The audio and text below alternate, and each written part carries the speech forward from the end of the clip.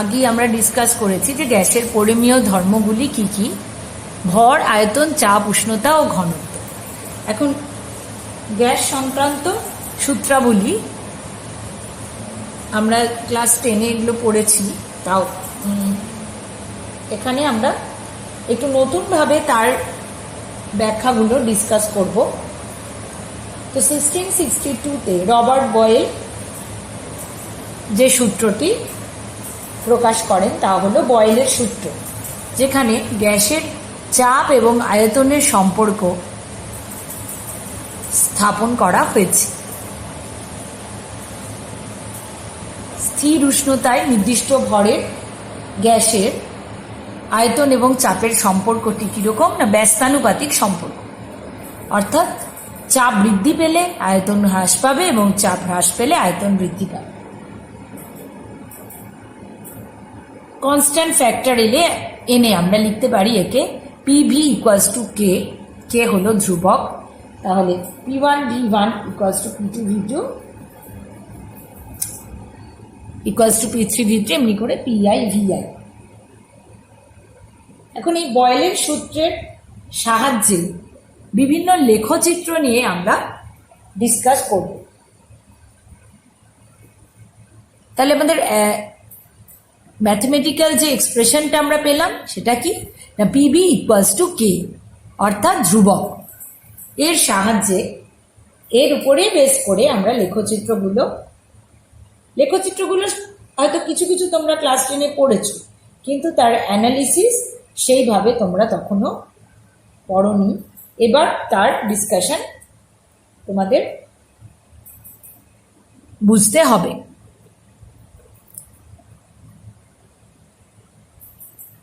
First কার্ভটা যেটা আমরা discuss করব সেটা হলো প্রেশার ভার্সেস ভলিউম, অর্থাৎ চাপ বনাম আয়তন এর লেখচিত্র।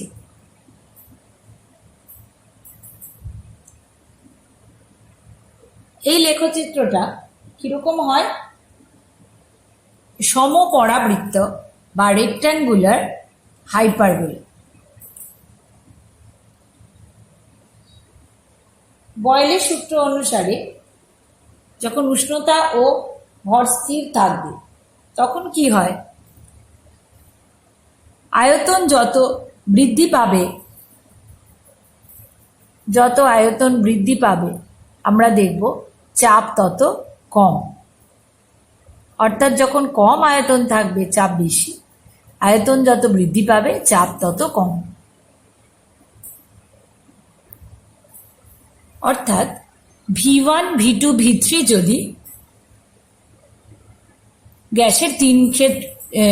গ্যাসের আয়তন হয় যথাক্রমে, তাহলে V1 আয়তনের জন্য যদি আমরা এভাবে পারপেন্ডিকুলার ড্র করি তাহলে তার চাপ হচ্ছে P1, V2-র জন্য P2, V3-র জন্য P3। আমরা দেখব কি V3 greater than V2 greater than V1 হলে তার করেসপন্ডিং চাপের মানগুলো এরকম হবে P3 less than P2 less than P1। অর্থাৎ গ্রাফিক্যালি প্লট করলে ভ্যালুজ নিয়ে আমরা যদি একটা এক্সপেরিমেন্ট করে সেখান থেকে ভ্যালুজ নিয়ে এভাবে প্লট করি তাহলে আমরা যে ডেটা পাবো সেটা দিয়ে সেটা কি এক্সপ্লেন করছে যে ভলিউম যত বাড়ছে প্রেশার তত কমছে, অর্থাৎ that is in accordance with Boyle's law, অর্থাৎ বয়েলস লকে সাপোর্ট করছে। নেক্সট দেখো, একেই যদি আমরা এভাবে ইমাজিন করছি যে পি ভার্সেস ভি কার্ভ, তিনটে রেখা আমরা এখানে ড্র করেছি। তো তিন ক্ষেত্রে আমরা দেখছি T1 T2 T3, অর্থাৎ টেম্পারেচার লেখা আছে। টেম্পারেচারের ভ্যালুগুলো কিরকম না T1 T3 হচ্ছে সবচেয়ে বেশি, অর্থাৎ T1 less than T2 less than T3। প্রত্যেকটা রেখা কিন্তু এক একটি, এই যে পি ভার্সেস ভি কার্ভ যেটা T1 এর জন্য আমরা পাচ্ছি, এর প্রত্যেকটা বিন্দুতে উষ্ণতা কিন্তু T1 degree Celsius. Number 1, number 2, number 3। Number 2 যে রেখা আমরা পাচ্ছি সেই রেখাতে কিন্তু প্রত্যেকটা বিন্দুতে উষ্ণতা স্থির, যার মান T2। নাম্বার 3-তে যেটা পাচ্ছি, যে রেখা পাচ্ছি, তাতে প্রত্যেকটা বিন্দু তার সবই কিন্তু সমপরাবৃত্তাকার রেখা আমরা পাচ্ছি। নাম্বার 3-তে যে রেখা পাচ্ছি তার উষ্ণতা হচ্ছে T3, অর্থাৎ প্রত্যেকটি রেখাতে আমরা উষ্ণতা পাচ্ছি, কার্ভগুলো যে পাচ্ছি তার উষ্ণতা স্থির। তাই এদেরকে বলা হয় আইসোথার্ম বা সমউষ্ণ রেখা। সমউষ্ণ রেখা কনস্ট্যান্ট টেম্পারেচারে যেহেতু প্লট করা হয়েছে তাই সমউষ্ণ রেখা। অর্থাৎ বিভিন্ন উষ্ণতাতেও যদি আমরা একই রকম ভাবে প্লট করি, তাহলে প্রেসার ভার্সেস ভলিউম কার্ভটা প্লট করি, তাহলে আমরা সেক্ষেত্রেও কিন্তু একই রকম কার্ভের নেচারটা পাবো, অর্থাৎ সমপরাবৃত্তাকার। অর্থাৎ ভলিউম আর প্রেসারের যে সম্পর্কটা সেটা একই রকম থাকবে। সুতরাং দুটি কার্ভই আমাদের বয়েলের সূত্রকে সাপোর্ট করছে। এবার আমরা P ভার্সেস 1/v এই কার্ভটা প্লট করব। আমরা বয়েলের সূত্র থেকে পেয়েছি PV ইকুয়ালস টু K। তাহলে একে আমরা লিখতে পারি, দেখো, P equals to K into 1/v plus 0। কেন এভাবে লিখলাম?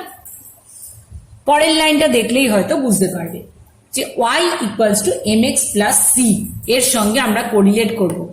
এই y equals to mx plus c কি না, এটা হলো সরল রেখার সমীকরণ।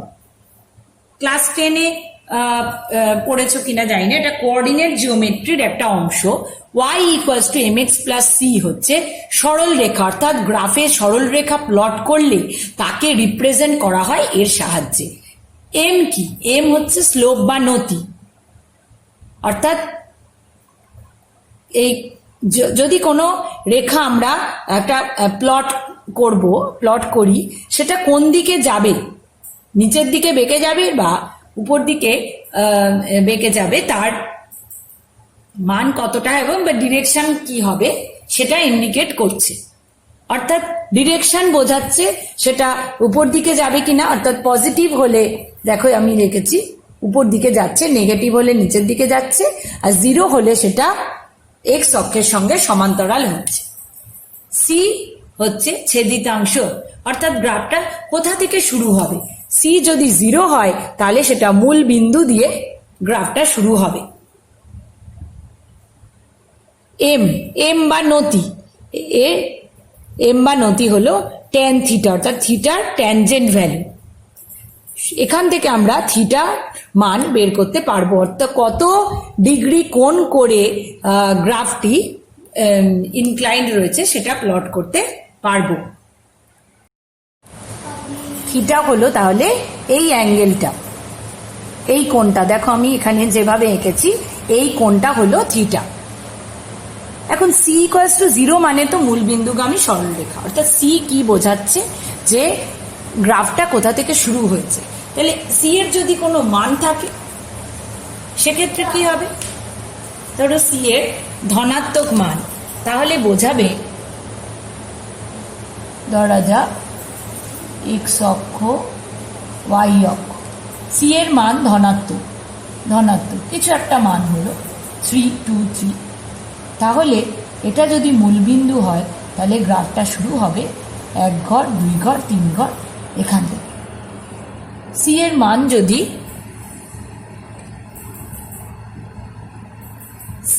যদি +3 হয় তাহলে 1 ঘর 2 ঘর 3 ঘর এখান থেকে শুরু হবে, অর্থাৎ পজিটিভ কোঅর্ডিনেটে, y এর পজিটিভ কোঅর্ডিনেট থেকে শুরু হবে। আমি রিপিট করছি, আউট অফ দ্য ক্যামেরা হয়ে গিয়েছিল বলে।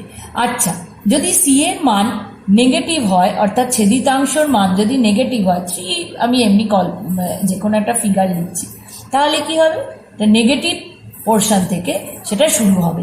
অর্থাৎ কোথা থেকে স্টার্ট হচ্ছে, গ্রাফটা কোথা থেকে স্টার্ট হচ্ছে সেটা ইন্ডিকেটেড হচ্ছে by the value of C, অর্থাৎ ছেদিতাংশর সাহায্যে। এই হলো গ্রাফের বিষয়টা। আমরা প্রিলিমিনারি যতটুকু অঙ্কের ডিটেলে না গিয়ে বোঝানো যায় আমি বললাম। তাহলে এখন আমরা আমাদের মূল টপিকে আসি। আমাদের এক্সপ্রেশনটা ছিল y equals two k into 1/v plus 0, অর্থাৎ এখানে নতির মান কিরম ছিল, পজিটিভ, এবং এখানে ছেদিতাংশ হচ্ছে 0। সুতরাং গ্রাফটা কিরকম হবে, মূল বিন্দুগামী একটা সরলরেখা হবে উইথ পজিটিভ স্লোপ, অর্থাৎ উপর দিকে উঠে যাবে।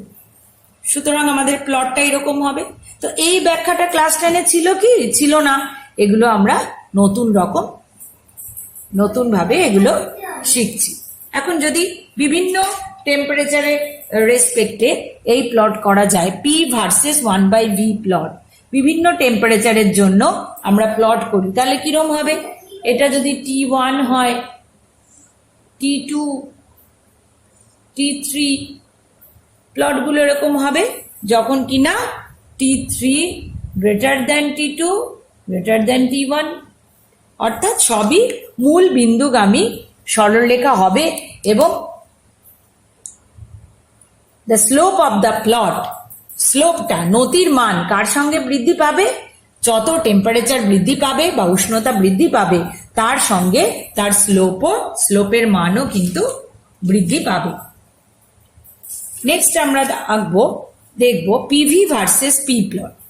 যখন আমরা পিভি কে পি এর এগেনস্টে প্লট করছি, অথবা পিভি ভার্সেস পি, একই রকম কার্ভটা হবে। কিরকম হবে? যেহেতু পিভির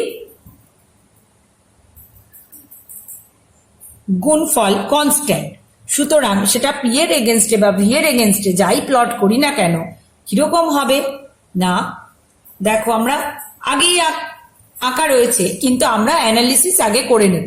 কিভাবে করব না, পিভি ইকুয়ালস টু কে, তাহলে আমরা একে লিখতে পারি, যখন আমরা পি এর এগেনস্টে প্লট করছি তাহলে আমরা ওকে আবার সরল রেখার সমীকরণে ফেলবো, y equals to mx plus C. এখানে y equals to mx plus C, PV equals to 0 into P. এখানে y হচ্ছে পিভি, x হচ্ছে P, so mx plus C কিভাবে লিখবো? 0, m এর ভ্যালু এখানে কি হচ্ছে? 0 ইন্টু পি প্লাস কে, তাই মানটা হচ্ছে 0 প্লাস কে, তাই পিভি ইকুয়ালস টু কে, একে আমরা লিখতে পারি 0 প্লাস কে। তাহলে লিখছি 0 into P plus K. Is that clear? কেন এভাবে লিখছি? সরল রেখার সমীকরণের সঙ্গে ম্যাচ করাবো বলে, just to match with the equation of straight line. কেন নিলাম? এখান থেকে আমাদের কি বার করতে হবে? একটা কার্ভ প্লট করতে গেলে আমরা কি বার করতে হবে? কি লাগবে আমাদের? এম এর ভ্যালু, স্লোপ, আর কি ছেদিতাংশ সি। ওকে, তাহলে এখানে এম এর ভ্যালু আমরা কি পেলাম? 0। এম এর ভ্যালু পেলাম কি? 0। এম এর ভ্যালু 0, ঠিক আছে। আর ছেদিতাংশ কি পেলাম? 0 নয়, কিন্তু একটা কনস্ট্যান্ট টার্ম। সুতরাং আমরা বুঝবো কি, এর আগেই এক্সপ্লেন করেছি, এম এর ভ্যালু যখন 0 হবে কিরকম হবে? এক্স অক্ষের সঙ্গে সমান্তরাল, আর সি এর একটা পজিটিভ ভ্যালু, সুতরাং এটা মূল বিন্দুগামী হবে না। নির্দিষ্ট দূরত্ব রেখে ওয়াই এর পজিটিভ কোঅর্ডিনেটে শুরু হবে, কিরকম? এক্স অক্ষের সঙ্গে সমান্তরাল ভাবে। সেম জিনিস হবে পিভি ভার্সেস পি এর ক্ষেত্রে এবং ভি এর ক্ষেত্রে। কেন? তখন আমরা কিভাবে এটাকে লিখবো? PV equals to 0 into B plus K, অর্থাৎ Y equals to M X plus C. Once again M এর ভ্যালু হচ্ছে 0, ছেদিতাংশর পজিটিভ ভ্যালু, সুতরাং plot will be same like the previous one. কিরকম প্লটগুলো কিরকম হবে না, এক্স অক্ষের সাথে সমান্তরাল। এই এক্স অক্ষ কিরকম হচ্ছে? কখনো পি, কখনো ভি। বিভিন্ন টেম্পারেচারে যদি আমরা প্লট করি তাহলে কি হবে? একই রকম কার্ভ উই উইল গেট, শুধু টেম্পারেচার আলাদার জন্য প্লট করলে একই রকম কার্ভ পাবো, ঠিক আছে। এগুলোকে আমরা আইসোথার্ম বলবো। এবার আমরা প্লট করব স্থির উষ্ণতায় নির্দিষ্ট ভরের গ্যাসের লগ পি বনাম লগ ভি। অর্থাৎ এক্ষেত্রেও আমাদের বয়েলের সূত্র থেকে যে প্রাপ্ত সমীকরণ বা যে গাণিতিক রূপ পিভি ইকুয়ালস টু কে থেকে স্ট্রেট করতে হবে। এবার যেহেতু লগ নিতে হবে তাই আমাদের লগারিদমিক ভ্যালু পুট করতে হবে, এখানে লগারিদম বসাতে হবে। এবার আশা করি তোমরা লগারিদম সম্বন্ধে জানো। তো log PV equals to log K, log P K আমাদের প্লট করতে হবে ওয়াই অক্ষে, লগ ভি কে প্লট করতে হবে এক্স অক্ষে। তাহলে পরের লাইনটা log P plus log V equals to log K, একে আমরা কি করব, রিঅ্যারেঞ্জ করে লিখবো। কিরকম, লগ পি কে একদিকে রাখবো, যেহেতু এটা ওয়াই তাই একদিকে রাখবো, equals to minus log B plus log K, বা একে লিখতে পারি log P equals to minus one into log B plus log K. কেন এভাবে লিখছি, কারণ এটাও আমাদের ওই আগের Y equals to M X plus C, ওই আগের যে প্লটগুলো আমরা করেছি ঠিক সেরকম ভাবেই ওই সরল রেখার সমীকরণের অনুরূপ। তো এম এক্স প্লাস সি এর সাথে এই ইকুয়েশনকে যেটা আমরা বার করলাম তাকে ট্যালি করালে আমরা কি পাবো, এম এর ভ্যালু কি -1, যেহেতু -1 ইন্টু লগ বি এবং লগ বি হচ্ছে আমাদের এক্স, তাহলে এম এর ভ্যালু কি -1 প্লাস সি, সি এর ভ্যালু কি, সি এর ভ্যালু কিন্তু 0 নয়, এখানে কি দেওয়া রয়েছে, ছেদিতাংশ কিন্তু নট ইকুয়ালস টু 0, ছেদিতাংশ নট ইকুয়ালস টু 0 এবং ছেদিতাংশের মান কত, লগ কে। সুতরাং এর লেখচিত্রটি কিন্তু মূল বিন্দুগামী হবে না এবং এর নতি বা স্লোপ আমরা কি পেলাম, নেগেটিভ স্লোপ, আর তার মান কত, -1, অর্থাৎ এর নতি -1 মাইনাস, তার মানে এটি নিচের দিকে, তার লেখচিত্রটি নিচের দিকে নিম্নাভিমুখে বিন্যাস আঁকতে হবে, ড্র করতে হবে আমাদের। আর tan থিটা আমরা জানি m equals to tan theta, তো tan থিটার ভ্যালু -1, সেখান থেকে থিটার ভ্যালু 135 ডিগ্রি, অর্থাৎ কত ডিগ্রি কোণে নত হয়ে নতি মান কত হচ্ছে, কত ডিগ্রি কোণের মান হচ্ছে 135 ডিগ্রি বা 135 ডিগ্রি। সুতরাং আমাদের প্লটটা কিরকম হবে সেটা এবার আমরা ড্র করব। লেখচিত্রটি তাহলে হলো, যেখানে ছেদিতাংশ লগ কে, অর্থাৎ মূল বিন্দু থেকে শুরু হবে না, ওয়াই অক্ষের পজিটিভ কোঅর্ডিনেটে লগ কে এই ডিস্টেন্সটা মেনটেন করে, ছেদিতাংশ হচ্ছে এই লগ কে, এই অংশটুকুকে আমরা বলবো, এবং তার নতি কিরম হবে, নেগেটিভ স্লোপ, তাই নিচের দিকে যাবে। এবার কত কোণ হবে, অ্যাঙ্গেলটা হবে 135 ডিগ্রি। নেক্সট যে প্লটটা আমরা করতে চলেছি সেটা আগের সাথেই সাযুজ্য রেখে স্থির উষ্ণতায় নির্দিষ্ট ভরের গ্যাসের ক্ষেত্রে লগ পিভি বনাম লগ ভি লেখচিত্র। তাহলে অনুরূপভাবেই এখানেও পিভি ইকুয়ালস টু কে, অর্থাৎ বয়েলের সূত্রের গাণিতিক যে রূপ তাকেই স্টার্টিং ইকুয়েশন আমরা ধরে নেব, পিভি ইকুয়ালস টু কে। তো এখানেও লগারিদমিক ভ্যালু নিতে হবে, তাহলে log PV equals to log K. সুতরাং এই এক্সপ্রেশনকে আমরা লিখতে পারি log PV equals to 0 into log V plus log K. Log V টার্মটা কেন এলো, কারণ হলো আমাদের এখানে লগ পিভি বনাম লগ ভি কে প্লট করতে বলেছে, তার মানে স্বাভাবিকভাবেই লগ পিভি কে যদি ওয়াই অক্ষে আমরা নিই, ওয়াই অক্ষে, তাহলে লগ ভি কে এক্স অক্ষে নিতে হবে। এক্ষেত্রেও আমরা সরল রেখার সমীকরণের সঙ্গে এর সাযুজ্য আনার চেষ্টা করব, অর্থাৎ Y equals to M X plus C, এই সমীকরণের সাথে একে কম্পেয়ার করব। তাহলে কি দেখব, এম এর ভ্যালু এক্ষেত্রে, যেহেতু এক্ষেত্রে এক্স বরাবর আমরা লগ ভি কে নিয়েছি, তাহলে এম এর ভ্যালু কি হবে, 0 ইন্টু লগ ভি, মানে এম এর ভ্যালু হবে 0, এম এর ভ্যালু হবে 0, অর্থাৎ নতি হবে 0। ছেদিতাংশ সি পার্ট হলো ছেদিতাংশ, তাহলে ছেদিতাংশ কি, লগ কে, সরি। সুতরাং এম এর ভ্যালু 0, ছেদিতাংশ লগ কে, এর সাহায্যে এম এর ভ্যালু 0 এর সাহায্যে আমরা বুঝতে পারবো যে সরল রেখাটির কোনো নতি নেই, নতি হচ্ছে 0, সুতরাং এই সরলরেখাটা কিরকম হবে? এক্স অক্ষের সঙ্গে সমান্তরাল ভাবে থাকবে, অর্থাৎ লেখচিত্রটা এক্স অক্ষের সঙ্গে সমান্তরাল ভাবে থাকবে এবং তার ছেদিতাংশের মান কত? লগ কে, অর্থাৎ এটা শুরু হবে কোথা থেকে? ওয়াই অক্ষে পজিটিভ প্রান্তে লগ কে, অর্থাৎ খানিকটা ডিস্টেন্স থেকে শুরু হবে, সেই ডিস্টেন্সের মান হবে লগ কে।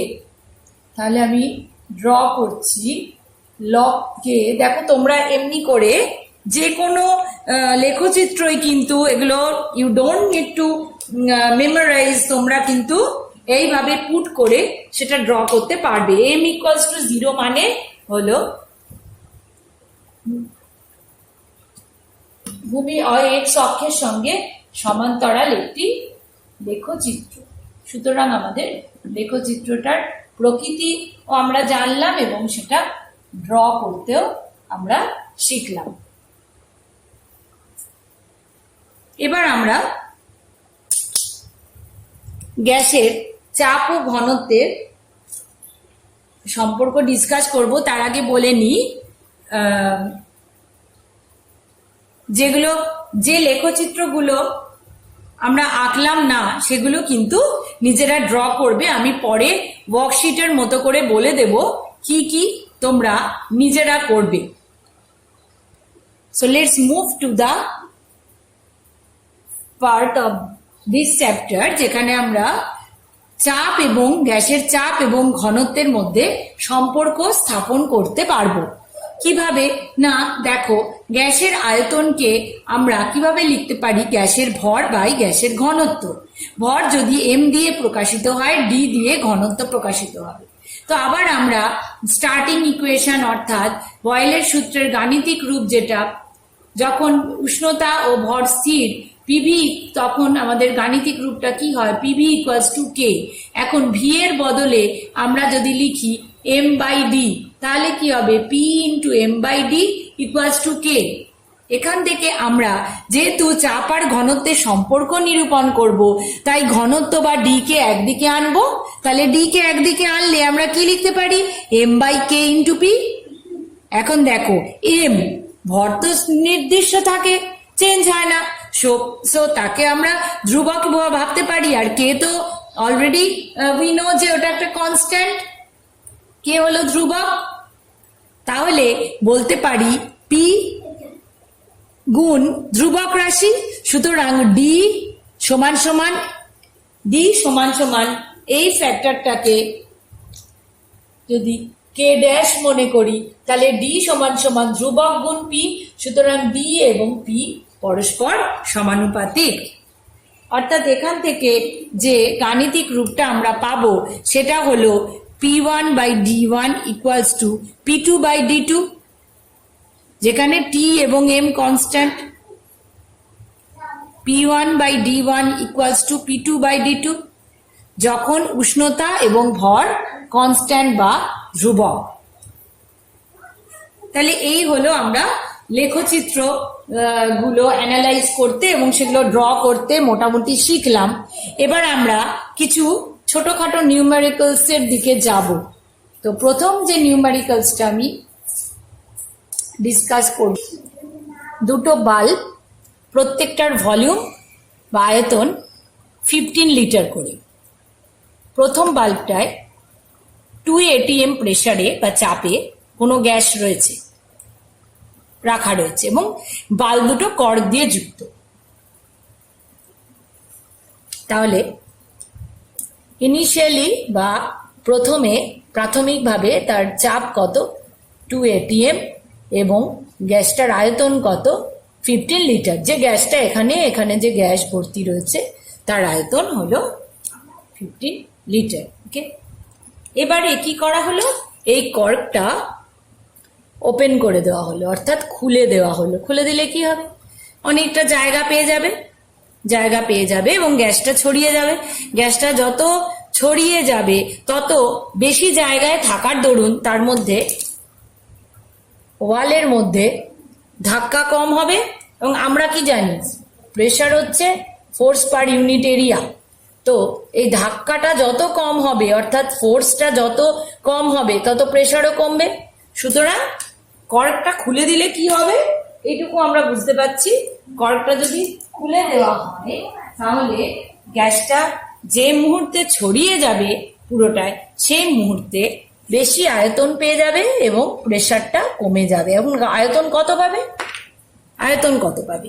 গ্যাসটা পুরোটাই আয়তন নিয়ে নেবে, অর্থাৎ পুরো 30 লিটার, 15 + 15 30 লিটার। প্রেসার কত হবে? তাহলে এবার বুঝতে পারছো কিভাবে আমরা এটা সলভ করব।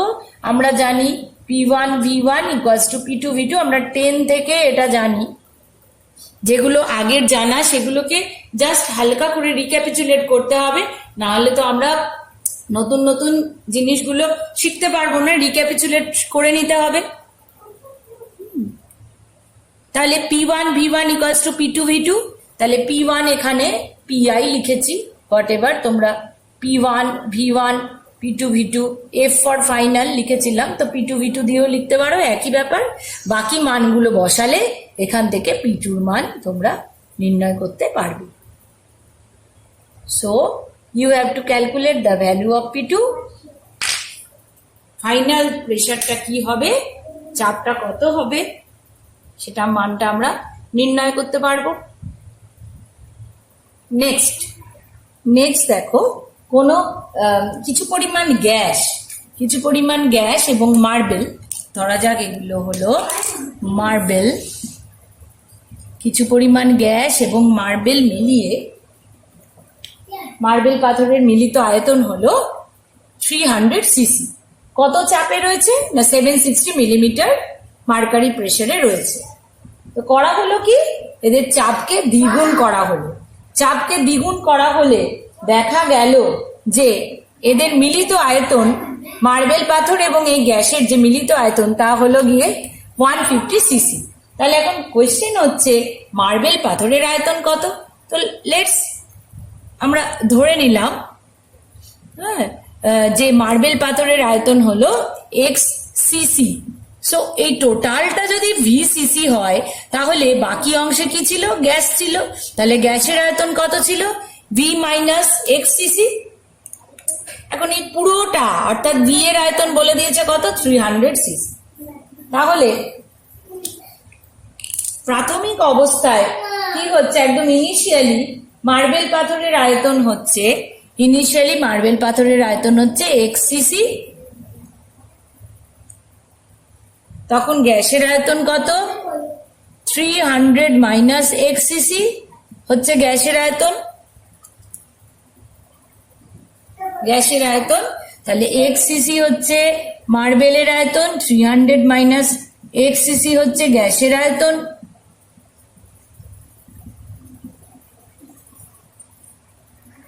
এখন যেহেতু চাপ দ্বিগুণ করা হয়েছে, আমরা দেখলাম যে 760 মিলিমিটার থেকে 2 × 760 মিলিমিটার, অর্থাৎ চাপ দ্বিগুণ করা হয়েছে।